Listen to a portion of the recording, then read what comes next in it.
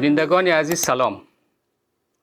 در این چند هفته اخیر بحث بنیادگرایی، تروریسم و جنگ در پاکستان بسیار اوج گرفته و خلاف معمول که این بحث ها بیشتر به ارتباط افغانستان و مناطق خیبر پختونخوا و بلوچستان مطرح می شد، این بار پنجاب هم بسیار درگیر شده.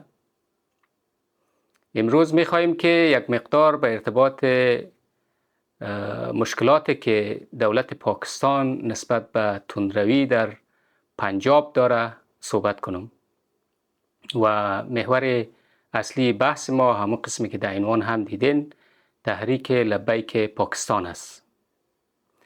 در اواسط ماه جاری میلادی، همون زمانی که مقامات پاکستان برای نزدیکی بیشتر با امریکا تلاش میکردند و مشغول دیدارها با ترامپ و مسئولان آمریکایی بودند، حملات تروریستی در خیبر پختونخوا و اعتراضات تندروای مذهبی در پنجاب هم افزایش یافته بود. دو گروه تندروی مذهبی رهبری حملات و اعتراضات به دوش داشتند. یکی تحریک طالبان پاکستان بود که در خیبر پختونخوا با تفنگ و بم و انتحاری علیه اردوی پاکستان جنگ میکنند و دیگر تحریک لبیک پاکستان که در پنجاب برای اعتراضات گسترده در شهرهای او ایالت آمادگی میگرفتند. این دو جریان مذهبی هر دو خود حنفی مذهب میخوانند، ولی خاستگاه و مواضع سیاسیشان از هم فرق دارد. در مورد طالبان میان ما افغانا معلومات نسبتاً کافی وجود داره و میفهمیم که اونا متأثر از مکتب دیوبندی هستند و بیشتر در چوکات سنت ها و آداب قبیله‌ای مردم پشتون عمل میکنند. ولی اما قسمی که در اول گفتم، امروز میخواهیم با اتکا به گزارش ها و اسنادی که در رسانه های پاکستانی نشر شده کمی از جریان تحریک لبیک پاکستان بگویم که در هفته های اخیر پنجاب با آشوب کشانده بودند. این گروه چقدر قدرتمند است، در کجا نفوذ داره و چی میخواهد؟ کوشش میکنم که در ادامه این ویدیو به این سوال ها جواب بگویم. در مو روزهایی که دولت پاکستان بر سر TTP با امارت طالبان در افغانستان وارد جنگ شده بود و در دو سوی خط ډیورند بر روی همدیگه آتش میگشودند و در چند مورد کابل و قندهار هم بمباران شد، پلیس پاکستان در پنجاب مشغول مقابله با جمعیت بزرگی از معترضان تحریک لبیک پاکستان بود و کار به قطع اینترنت، بستن جاده ها، چاقوکشی و تفنگ زنی کشیده بود. رسانه ها گزارش دادند که در اوج رویارویی پلیس و معترضای تحریک لبیک پاکستان روز دوشنبه 13 ماه جاری میلادی یعنی اکتبر، در درگیری بین پلیس و حامیای تحریک لبیک در منطقه مردیکه که 60 کیلومتر از شهر لاهور فاصله داره، 16 تن از دو طرف کشته شدند و بیش از 1600 تن دیگه زخمی شدند. بعد از او به تاریخ 18 اکتبر در خبر آمد که پلیس پنجاب تا او وقت بیش از 5500 تن از اعضای گروه تندرو دستگیر و زندانی کرده است. اعتراضات این گروه از سال 2018 به این سو بخشی از واقعیت سیاسی ایالت پنجاب پاکستان شده و هر بار هم این اعتراضات با تفاهم و مذاکره بین دولت و تحریک لبیک پاکستان خاتمه پیدا میکنه. اما این بار هم رفتار تحریک لبیک پاکستان خلاف معمول بوده و هم برخورد پلیس پاکستان بسیار شدیدتر از گذشته است. در گذشته تحریک لبیک پاکستان به سیاست‌های خارجی پاکستان اعتراض نمی‌کرد و تمرکز اصلیش به مسائل داخلی بود. این بار اما در اعتراض به طرح 20 ماده‌ای صلح ترامپ و امضای توافقنامه شرم الشیخ، رهبران گروه تحریک لبیک مردم به جاده ها فرا خواند، در حالی که رهبری پاکستان کنار ترامپ ایستاده بودند و از طرح او حمایت میکردند. تحریک لبیک پاکستان برخواسته از جامعه اهل سنت بریلوی است. هسته های اولیه این گروه در اوج درگیری های فرقه‌ای و حضور نیروهای خارجی در خاورمیانه و افغانستان شکل گرفته بود.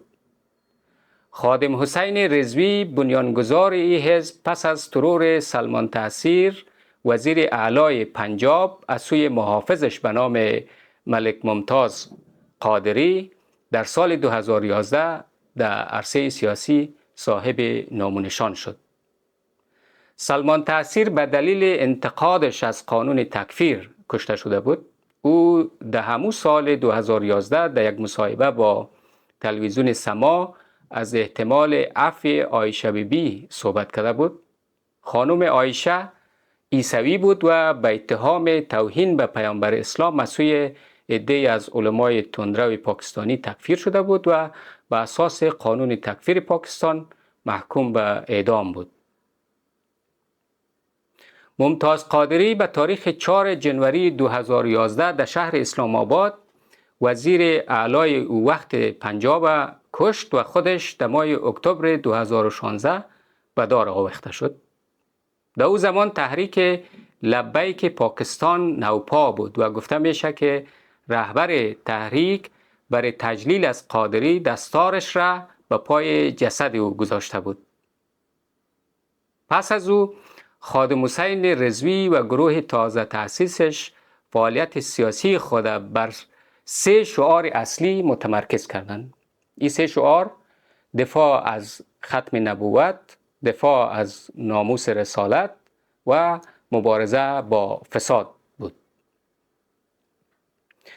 نوک پیکان شعار ختم نبوت به سمت قادیانی ها یعنی پیروان مذهب احمدیه بوده. قادیانی ها در پاکستان متهم به ارتداد هستند و مخالفان قادیانی ها ادعا میکنند که پیروان این فرقه به مرزا غلام احمد قادیانی مثل پیامبر برخورد میکنند. شعار دوم که حفاظت از ناموس رسالت است، پیروان فرقه بریلوی و به خصوص حامیان گروه تحریک لبیک پاکستان در برابر غیر مسلمانان پاکستان به خصوص اقلیت عیسوی قرار میده. با اتکا به این 2 شعار تحریک لبیک و حامیانش صدها تن را متهم به کفرگویی کرده، در جاده ها کشته یا به زندان انداختند. در وقتایی که انتخابات نزدیک میشه و این گروه به رأی نیاز داره، شعارهای تحفظ ختم نبوت و ناموس رسالت هیجان بسیاری را در پنجاب خلق میکنه. باید بگوییم که تحریک لبیک پاکستان مثل گروه های سیاسی دیگه در انتخابات ها شرکت میکنه و برای گرفتن چوکی در پارلمان و ادارات وارد رقابت میشه، خلاف گروه های مثل TTP که در پی براندازی هستند.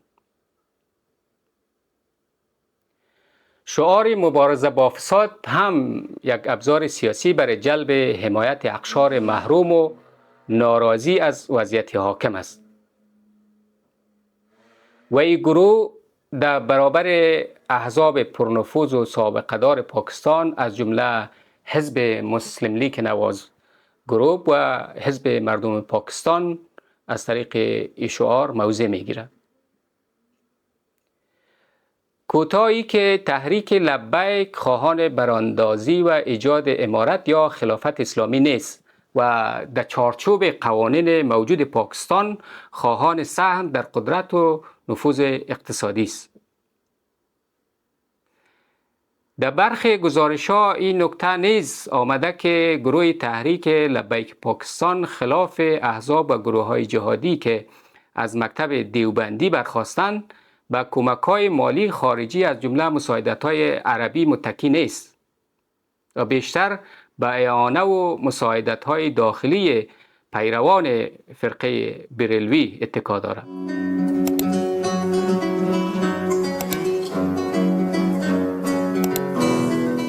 تحریک لبیک در سال 2015 در یک گرد همایی در شهر کراچی اعلام موجودیت کرد، ولی پایگاه اصلی اجتماعی و سیاسی این گروه در پنجاب است.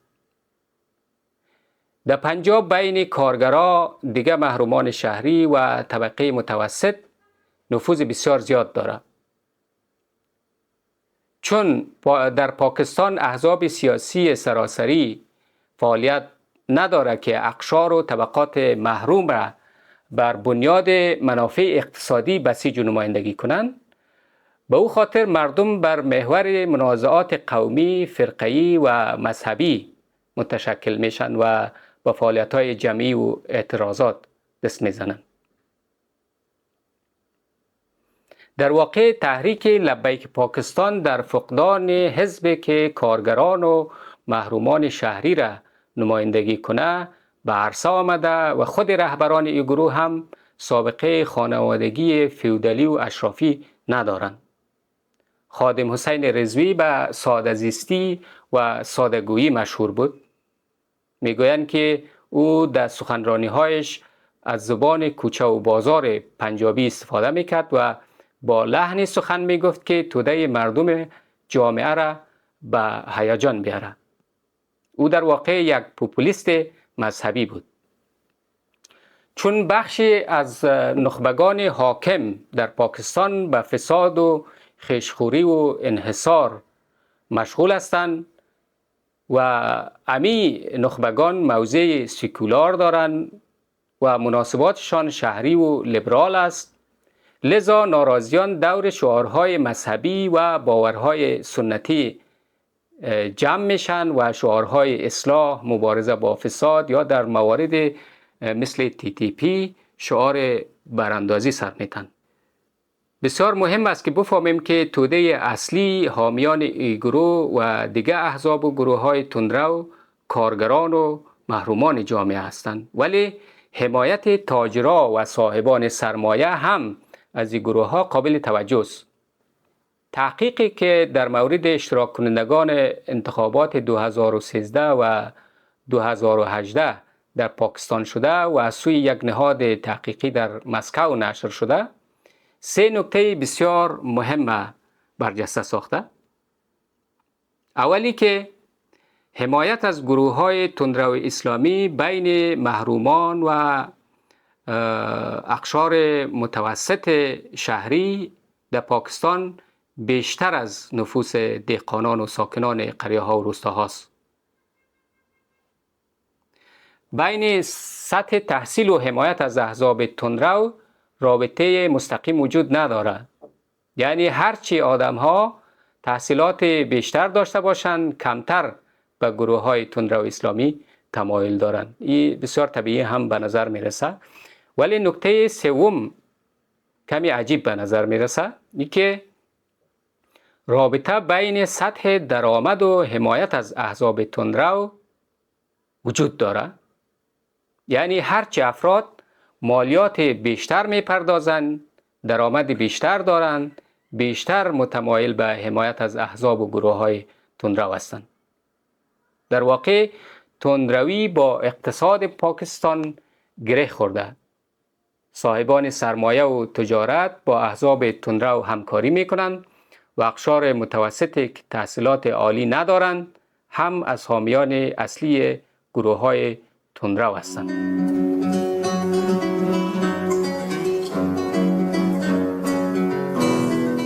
حالا این سوال مطرح میشه که آیا دولت قادر به کنترل تندروی در پنجاب خواهد شد؟ پنجاب با یک وضعیت بسیار پیچیده مواجه است. قاعدتاً طبقه متوسط شهری و کارگرها نیروهای اصلی تغییر در جوامع رو به انکشاف پنداشته میشن.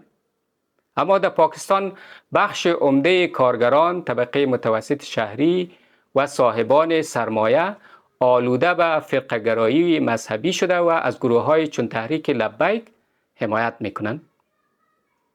تلویزیون خبری جیو اخیراً گزارش نشر کرده که خانم مریم نواز وزیر اعلی پنجاب بعد از اعتراضات اعلام کرده که پیشنهاد ممنوعیت تحریک لبیک پاکستان به حکومت فدرال پیش میکنه. خانم نواز گفته که همه دارایی ها و املاک این گروه توقیف و به اداره اوقاف واگذار خواهند کرد. حساب های بانکی و حساب های رسانه‌ای گروه تحریک لبیک هم میگن که مسدود میکنیم. اونا گفتن که همه کسایی که در نفرت پراکنی و قانون شکنی دست دارند دستگیر و مجازات خواهد شدند و رهبران گروه هم به خاطر کشتن افسران پلیس و تخریب دارایی های ملکی محاکمه خواهند شد. در فیصله کابینه پنجاب سخن از جمع‌آوری اسلحه غیرقانونی و توقف صدور جواز اسلحه هم گفته شده. اعلام شده که پس از این در پنجاب اگر کسی سلاح غیرقانونی با خود بگردانه تا 14 سال زندانی و تا 2 میلیون روپیه جریمه خواهد شد. دیده شود که آیا حکومت پنجاب در مبارزه با تندروی مذهبی جدی است و حمایت دستگاه‌های قدرتمند استخباراتی را هم با خود دارد یا خیر؟ در گذشته هم تحریک لبیک پاکستان اعتراضات شدید در شهرهای بزرگ پنجاب راه اندازی کرده و با دولت مواجه شده. معمولاً این رویارویی ها با گفتگو و مذاکره پایان یافته و دولت به برخی خواستهای این گروه تمکین کرده. تندرویی که طبقه متوسط، بازاری ها، تاجران و ستونهای اصلی جمعیت شهری را آغشته کرده باشه با فرامین دولتی از بین خواهد رفت. و آیا ممنوعیت اسلحه و کنترل فعالیت گروه های تندرو در پنجاب بدون حل منازعات خونبار در خیبر پختونخوا و بلوچستان عملی خواهد بود؟ به این سوالا فکر کنیم و اگر نظری داشتین با ما شریک بسازین. برای علاقمندانی بحث یک تعداد منابع هم در زیر ویدیو شریک می سازیم. بخیر باشین. وقتتان خوش.